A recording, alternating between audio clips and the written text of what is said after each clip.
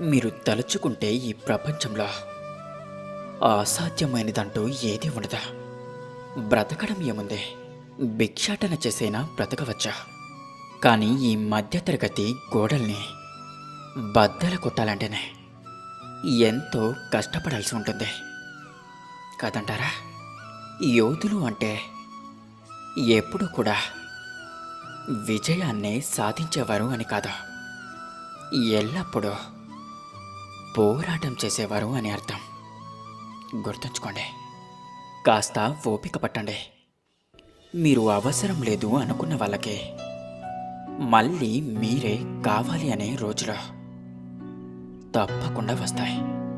కాలం అన్నిటికీ సమాధానం ఖచ్చితంగా ఇస్తుంది. అలాగే వారికి గుణపాఠం చెప్పే అవకాశం కూడా మీకే ఇస్తుంది. కావాల్సిందల్లా